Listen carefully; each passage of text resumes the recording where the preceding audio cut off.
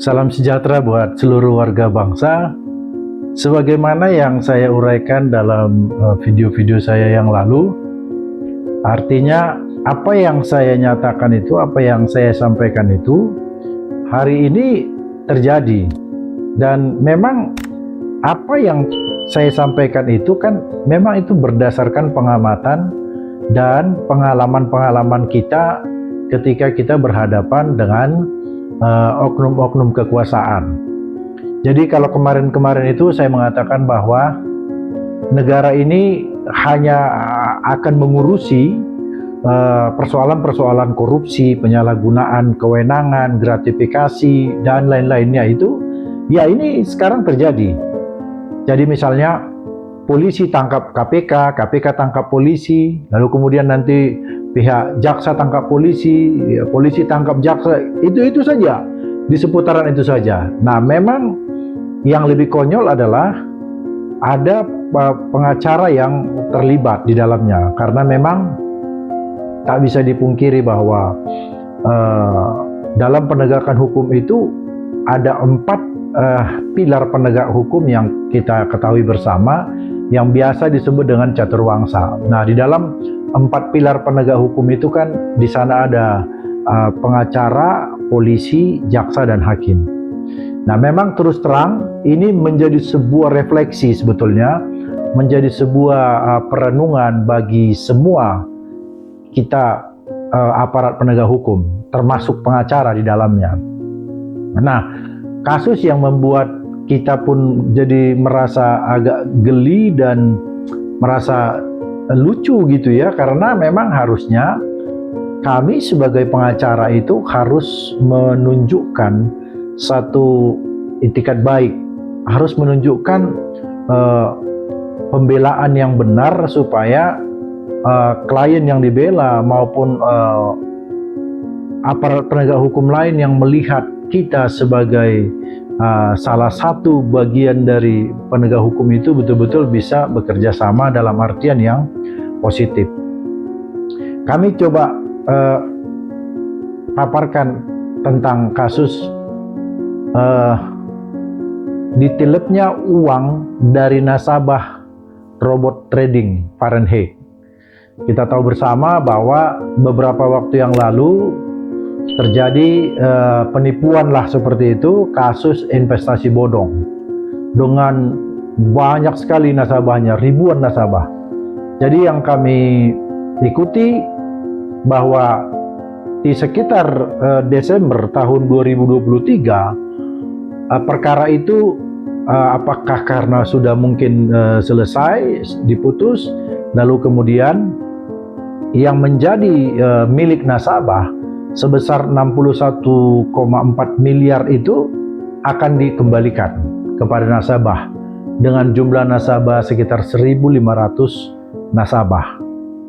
Nah, yang menjadi JPU untuk melaksanakan eksekusi pengembalian itu adalah JPU inisialnya AZ dari Kejari, Jakarta Barat. Nah, ternyata ketika akan mengembalikan uang senilai 61,4 miliar ini, entah bagaimana, apakah jaksa yang mempengaruhi penasihat hukum dari Henry Susanto, atau mungkin inisiatifnya datang dari penasihat hukum Henry Susanto yang berinisial BG dan OS itu, kita tidak tahu. Tapi siapapun lah yang akan mempengaruhi itu bisa terjadi. Jadi bisa juga datangnya pengaruh itu dari penasihat hukum. Nah, ketika mereka kong kali kong untuk tidak mengembalikan uang itu secara penuh, nah disinilah akar masalahnya. Lalu atas dasar kesepakatan mereka tentunya, JPU AZ ini dan 2 pengacara ini, penasihat hukum ini, mereka hanya mengembalikan sejumlah 38 miliar. Jadi sekitar 23 miliar itu ditilep oleh 3 oknum ini. Nah, jadi dalam pembagian itu disebutkan bahwa 11,5 miliar untuk JPU AZ, lalu kemudian sekitar 12 miliar itu ditilep oleh dua pengacara itu.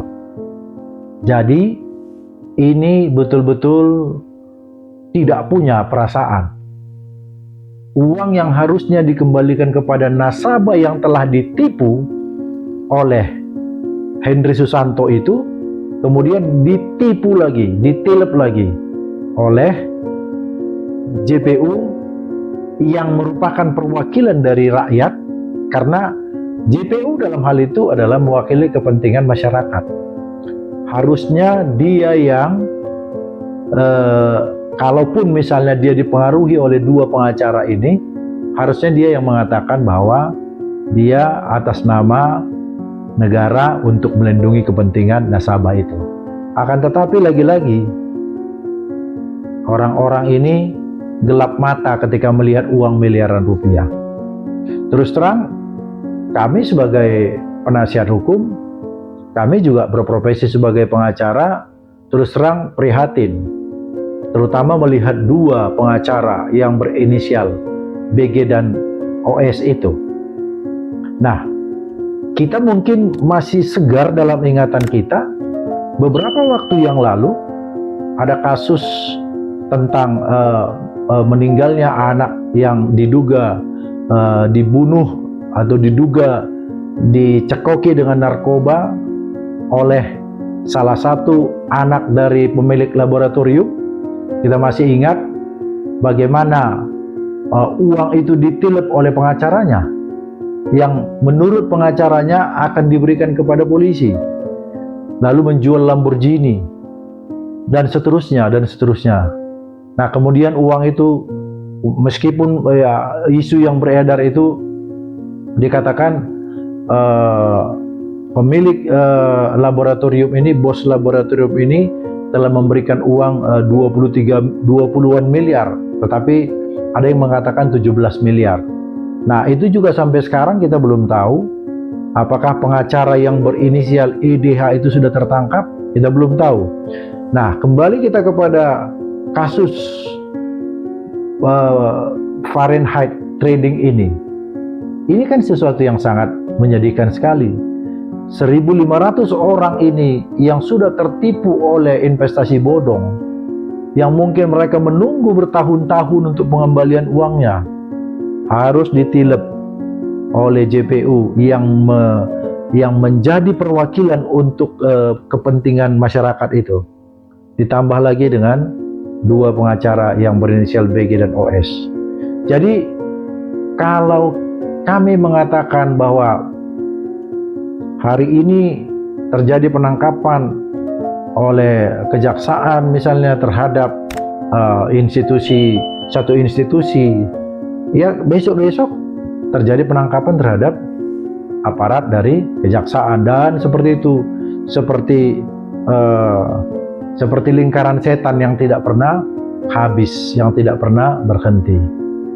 Jadi kira-kira seperti apa harapan kita terhadap penegakan hukum dan terhadap presiden kita, Bapak Prabowo? Pak Prabowo punya tugas yang sangat berat untuk membasmi ini semua. Dan rasanya dari hari ke hari ya kita hanya mendengar kasus-kasus seperti ini. Jadi keprihatinan demi keprihatinan akan kita dengar, akan kita tonton. Kami selalu mengatakan hari ini pun mungkin sedang terjadi transaksi. Hari ini ketika orang-orang itu sedang ditangkap, sedang dipenjarakan, hari ini pun sedang terjadi transaksi. Hanya saja belum ketahuan. Sama mungkin seperti yang pernah diucapkan oleh mantan Dirut Bank Mandiri. Kami teringat waktu itu ketika diwawancarai televisi, mantan Dirut Bank Mandiri itu yang bernama ECW Nelu, ketika ditanya bagaimana perasaan Anda selama di dalam penjara, dia berkata, ya memang cukup berat, tetapi sebetulnya kami ini hanya orang-orang yang sial. Jadi artinya di luar sana masih ada yang melakukan, hanya saja belum tertangkap. Itu omongan dari seorang mantan dirut Bank Mandiri yang bernama ECW Nelo. Jadi tentu keprihatinan ini harus direspon dengan sikap yang tegas dari pemimpin kita. Itu saja, terima kasih.